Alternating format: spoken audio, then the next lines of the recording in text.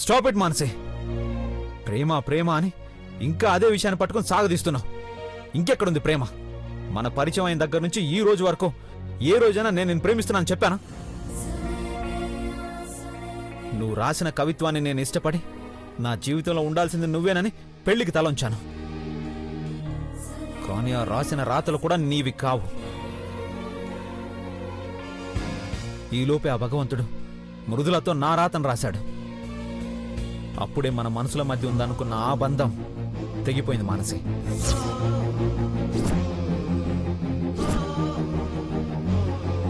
కేవలం బావమర్దళ్ల బంధం మాత్రమే మిగిలింది. దానికి విలువిచ్చేలా ప్రవర్తించాం. సరే బావా, ఆ కవితలు రాసింది నేను కాదు, అందుకే ఏ బంధం లేదన్నా. మరి ఆ కవితలు రాసింది మృదుల అని అనుకుంటున్నావా? లేదు. మరైతే దాంతో ఈ బంధం ఏంది? నాకన్నా అదేంటి ఎక్కువైపోయింది బావా. ఎక్కువే మానసి. ఎందుకంటే వీటన్నిటికీ మించిన గొప్ప బంధం మా మధ్య ఉంది మానసి. తాళి బంధం, భార్యాభర్తల అనుబంధం. ఈ ప్రేమలు కవితలు అన్నిటికీ మించిన గొప్ప బంధం. ఆ అనుబంధమే ఒక గొప్ప కావ్యం. భగవద్గీత అంతా పవిత్రమైంది. ఎవరైనా దాని ముందు తలంచాల్సిందే, విలువివ్వాల్సిందే మానసి. ఇవన్నీ అర్థం చేసుకోకుండా ఏవేవో పిచ్చి ఆలోచనలు పెట్టుకుని నా పక్కన కూర్చొని గిరిజా కళ్యాణం జరిపిస్తే నా భార్యవైపోతావా? నువ్వు అక్కడున్నావని తెలిసిన మరుక్షణమే అరిచి గొడవ చేయొచ్చు. కానీ అక్కడే నిజం బయటపడితే ఏమై ఉండేది? అక్కడే మావయ్యని నిలువున చీరేసుండేవారు. కుటుంబం ముక్కలైపోయిండేది. అసలు ఆ సిచ్యువేషన్ తలుచుకుంటేనే గుండె దడ పెరిగిపోతుంది. కానీ నువ్వు మాత్రం చాలా సింపుల్గా ఇవేవి ఆలోచించకుండా వచ్చి కూర్చుండిపోయావు. అసలు ఎక్కడి నుంచి వచ్చింది నీకు ఈ ధైర్యం? వస్తది బావా, నిన్ను నా సొంతం చేసుకోనీకి ఎంత ధైర్యమైనా వస్తది, ఎంతకైనా తెగించేలా చేస్తది. మానసే మానసే మానసే మానసే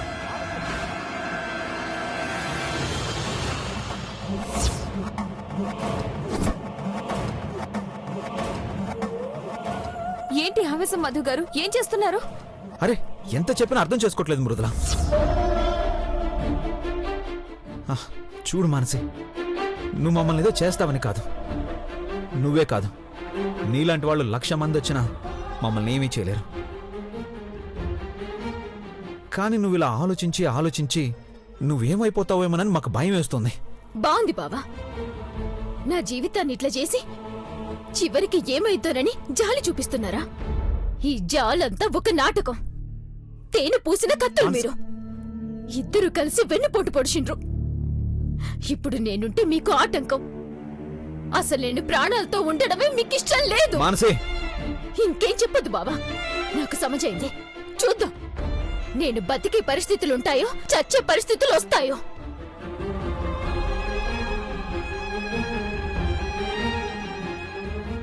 మొదటిసారి మానసిని చూస్తే భయం వేస్తుంది మృదుల.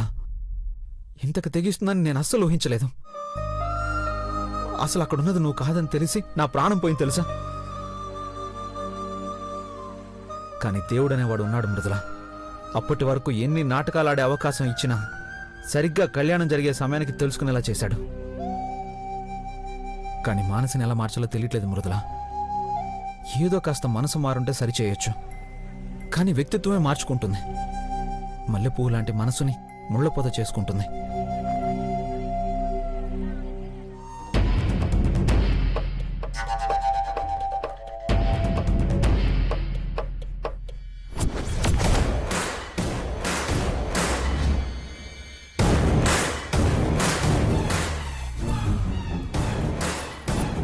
తెస్తారంటావా? డబ్బులిస్తే కానిదేముంది సరియు, తెస్తారు చూడు. కానీ ఇది చాలా రిస్క్తో కూడుకున్న పని సరియు. ఏమన్నా తేడా వచ్చిందో మనల్ని కట్టి పడేస్తారు.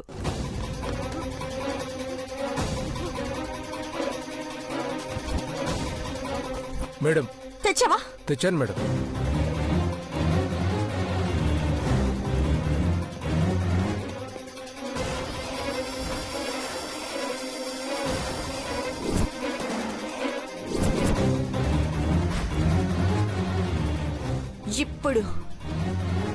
ఇప్పుడు మొదలవుతుంది అస్సలాట.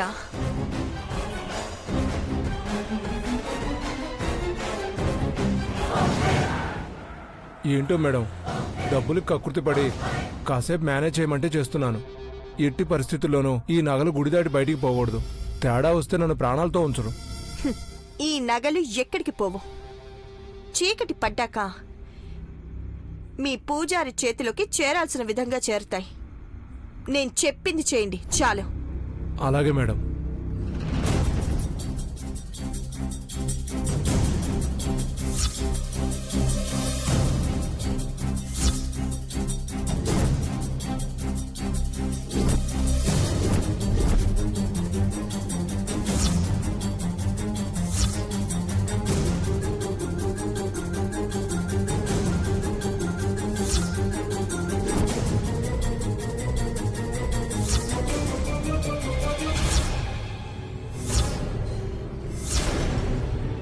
నారాయణ, ఇక్కడేం చేస్తున్నావు?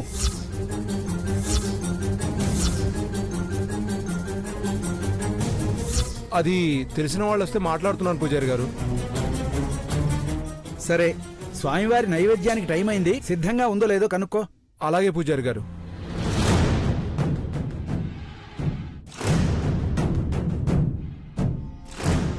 అమ్మయ్యా, చూసారా మేడం, ఇది టెన్షన్. ఏ సమస్య రాకూడదు, నా పేరు బయటికి రాకూడదు. రాదు నారాయణ, మీరు వెళ్ళి నేను చెప్పినట్టు చేయండి చాలు. అలాగే మేడం. ఇప్పుడు అసలు టాస్క్ మొదలైంది. ఇప్పుడు వీటిని తీసుకెళ్ళి ఆ రెండో గదిలో మృదుల అమ్మ బ్యాగ్ ఉంది కదా, దానిలో పెట్టాయి. ఇంత చేసింది వాళ్ళమ్మని దొంగను చేయడానికా? మృదులని కాదా? వచ్చినప్పటి నుంచి పూజలో కూర్చున్నది దొంగతనం చేసిందంటే ఎవరు నమ్ముతారే? అయినా దాన్ని దొంగం చేయడం కంటే వాళ్ళమ్మని దొంగం చేస్తేనే ఇంపాక్ట్ ఎక్కువగా ఉంటుంది. నేను చెప్పింది చెయ్యి, వెళ్ళు.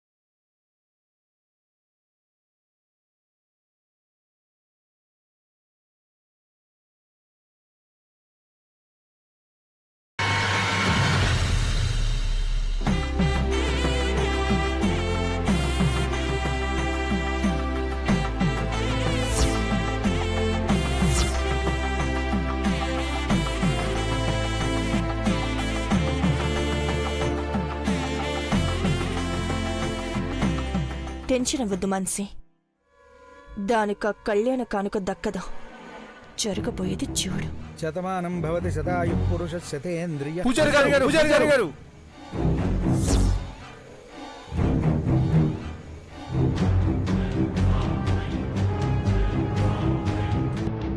ఏమైంది? దారుణం జరిగిపోయిందయ్యా. అమ్మవారికి సంధివేళ అలంకరించిన నగలు మాయమైపోయాయి.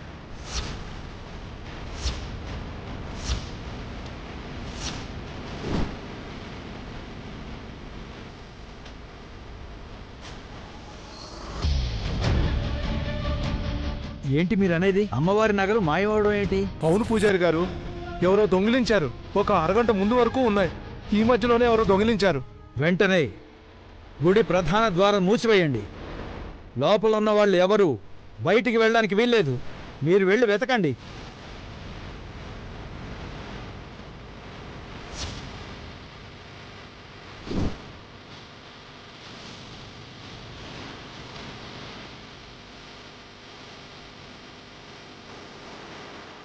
అమ్మవారి నగలు పోవడం ఏంటి పూజారి గారు? అది కూడా ఇంతమంది గుళ్ళో ఉన్నదా? అందుకే ఇప్పుడు గుళ్ళో ఉన్న వాళ్ళందరినీ అనుమానించాల్సి వస్తోంది. ఇది ఇక్కడ ఉన్నవాళ్లే ఎవరో చేసిన పని. జరిగింది మహాపాతకం. దొంగను పట్టుకొని శిక్షించకుండా వదిలే ప్రసక్తే లేదు.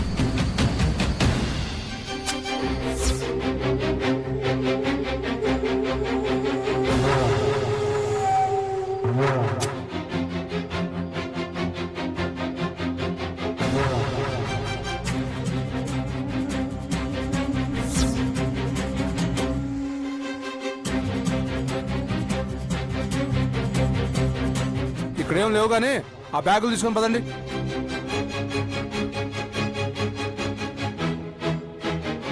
మొత్తం వెతికాం పూజారి గారు, ఎక్కడా కనిపించలేదు. ఆ విడిది గదుల్లో ఈ బ్యాగులున్నాయి.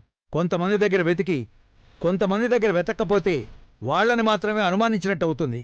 అందుకని అందరి దగ్గర వెతకాలనుకుంటున్నాం. దయచేసి తప్పుగా అనుకోకుండా సహకరించండి. అయ్యో దాన్నే ఉంది పూజారి గారు. దేవుడి ముందు అందరూ సమానమే. అందరికీ ఒకటే న్యాయం. వెంటనే వెతకమానండి.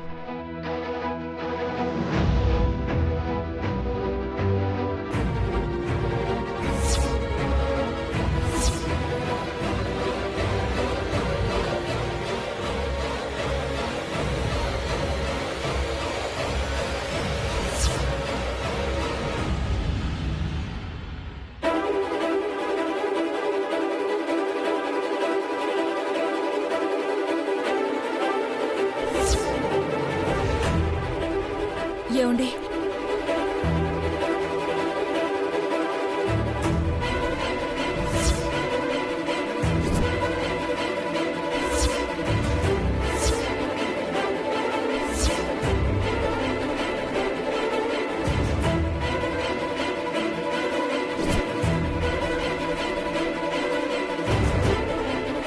అయ్యా,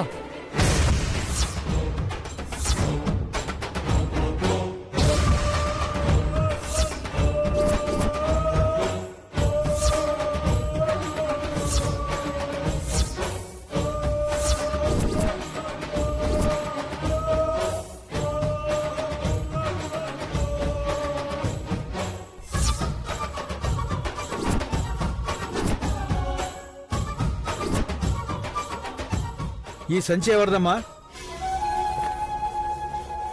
నాదేనయ్యా.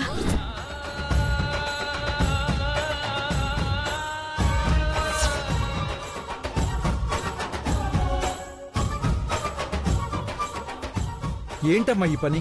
అమ్మవారి నగలు దొంగతనం చేయడానికి నీకు మనసెలా వచ్చింది? లేదయ్యా, నేను తీయలేదు. ఈ సంచిలోకి నగలెలా వచ్చాయో నాకు తెలియదయ్యా. అవును పూజారి గారు, మా అమ్మ అలాంటి పనులు చేయదు. అమ్మను అనుమానించొద్దు. కళ్ళ ముందు కనిపిస్తుంటే అనుమానించద్దంటావేంటమ్మా? ఆవిడ దొంగతనం చేయకపోతే ఆవిడ సంచిలోకి నగలు ఎలా వస్తాయి? కాకులు ఎత్తుకొచ్చి పడేశాయేమో.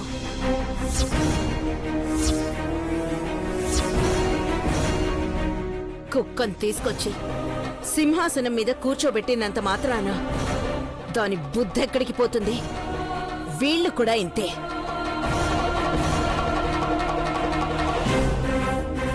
ఫుట్పాత్ మీద ఉండే వాళ్ళని తీసుకొచ్చి ఇంట్లో పెట్టుకున్నా, కానీ వీళ్ళ బుద్ధి మారలేదు. లేదమ్మగారు, మా అమ్మ అలాంటిది కాదు. ఇదెవరో కావాలని చేశారు. ఎవరు చేస్తారే? ప్రతిసారి ఎదో పనులు చేయడం, ఎవరో చేయించారని వాళ్ళ మీదకి నెట్టేయడం బాగా అలవాటైపోయింది.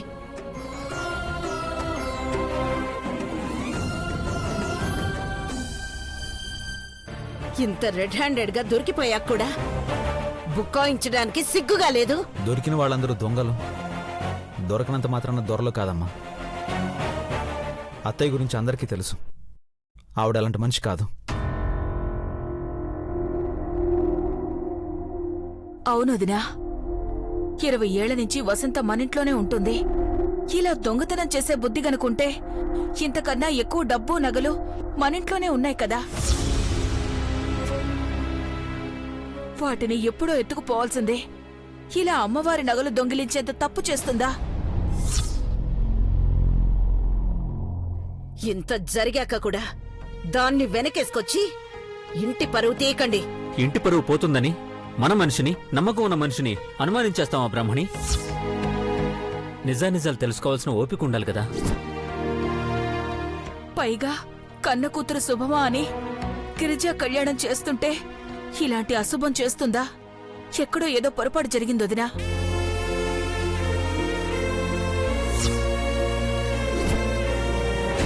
అవును పూజారి గారు, మా అమ్మకి ఏ పాపం తెలీదు. దయచేసి మా అమ్మని అనుమానించొద్దు. అవును పూజారి గారు, నిజానిజాలేంటో తెలుసుకోకుండా మాత్రం మా అత్తయ్యని దోషిలా చూడొద్దు. ఎవరు దోషి ఎవరు నిర్దోషి అన్నది నిర్ణయించాల్సింది మీరు కాదు. పంచాయతీలో అమ్మవారి సాక్షిగా మా సర్పంచ్ గారు నిర్ణయిస్తారు.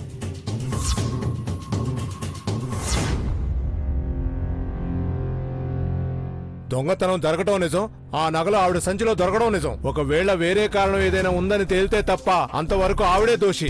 తప్పు తేలితే మా ఊరి ఆచారం ప్రకారం శిక్ష అనుభవించాల్సిందే. మా అమ్మకి ఏ పాపం తెలీదంటే ఇంకా పంచాయతీకి రమ్మంటారేంటండి? మా అమ్మ అమాయకురాలు. మా అమ్మకి ఎలాంటి శిక్ష పడకూడదు. నీకు దండం పెడతాను, వదిలేయండి అయ్యా. కుదరదమ్మా, ఇది ఈ ఊరి ఆచారం అని చెప్తున్నాను కదా. తప్పు చేసినట్టు తేలితేనే శిక్ష పడుతుందమ్మా, లేకపోతే ఎలాంటి శిక్ష పడదమ్మా. ఇప్పుడు పొద్దుపోయింది కాబట్టి రేపొద్దునే పంచాయతీ ఉంటుంది. ఈవెంట్ని తీసుకొని మీ కుటుంబం మొత్తం పంచాయతీ దగ్గరకు రండి. రేయ్ పదండ్రా. ఏమండి ఏమండి ఆగండి, మృదుల. మళ్ళీ రమ్మంటున్నారేంటి? మృదుల. అసలు మా అమ్మ ఏ తప్పు చేయలేదు. మృదుల. నా మాట వినండి. ఏమండి? మృదుల ఆగు. మధు గారు, పాపం మా అమ్మ ఏ తప్పు చేయలేదు మధు గారు. వాళ్ళకి చెప్పండి మధు గారు. ఏం కాదమ్మా, తప్పు చేయకపోతే శిక్ష లేదంటున్నారు కదా, ఎందుకు భయపడం? రేపట్లోగా ఏం జరిగిందో తెలుసుకోవడం అంత పెద్ద కష్టమేం కాదు. అసలు ఇదంతా ఎవరు చేస్తున్నారో, ఎందుకు చేస్తున్నారో తెలుసుకోవాల్సిన అవసరం కూడా ఉంది. పొద్దున్నే చూసుకుందాం.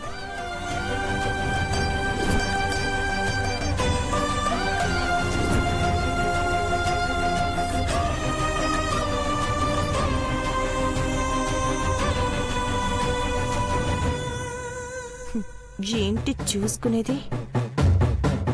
తల క్రిందులుగా తపస్సు చేసిందెవరో ఎవరూ కనిపెట్టలేరు. ఎందుకంటే తెలివిగా ఈ గుడి వాళ్లతోనే ఆ పని చేయించా. చస్తే వాళ్ళు నిజం బయట పెట్టరు. ఇంత కళ్యాణం జరిపించినా చివరికి కళ్యాణ కానుక దక్కకుండా ఎలా చేశానో చూసావా? ఇప్పుడు హ్యాపీనే కదా మనసే? హ్యాపీనే సరియో, కానీ ఇట్లా ఇన్స్టాల్మెంట్ హ్యాపీలు కాదు. ఫైనల్ గా ఒకే ఒక్క హ్యాపీ. బావతో నా పెళ్లి జరగాలి.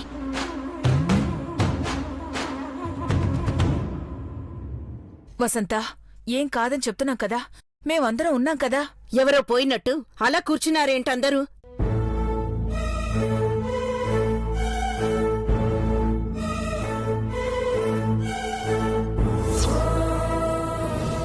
ఈ పనికి మాలింది చేసిన పనికి అక్కడే తన్ని తరిమేయకుండా ఇంటికి తెచ్చి సంతాప సభలు పెడుతున్నారా? ఇంకా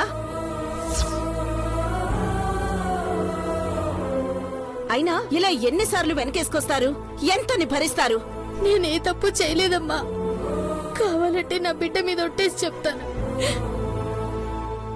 ఎవరెందుకు చేశారో తెలీదమ్మా, కానీ నేనే పాపం ఎరగను. నన్ను నమ్మండమ్మా. ఆపవే. ఎవరు కావాలని చేశారంటే ఏంటి నీ ఉద్దేశం? అక్కడున్నది మా ఫ్యామిలీ మాత్రమే.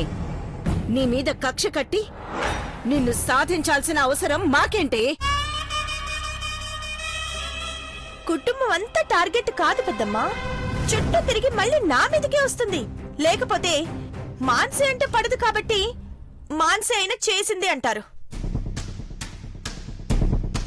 సరే, ఇప్పుడు నిన్నెవరేమన్నారు? అయినా ఎవరో చేశారంటే మనలో ఎవరిని అనుమానిస్తున్నట్టేనా? ఏమో, ఎవరన్నా దొంగతనానికి ప్రయత్నించి చివరి నిమిషంలో బయటికి తీసుకెళ్లే వీలు లేక అత్తయ్య బ్యాగ్లో పడేసి వెళ్ళిపోయి ఉండొచ్చు కదా.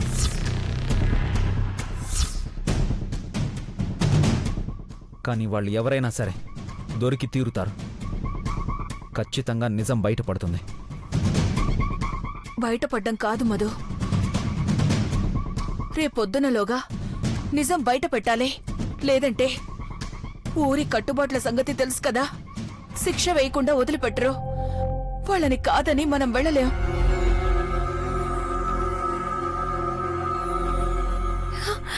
లేదమ్మా, అలా జరగడానికి వీల్లేదు.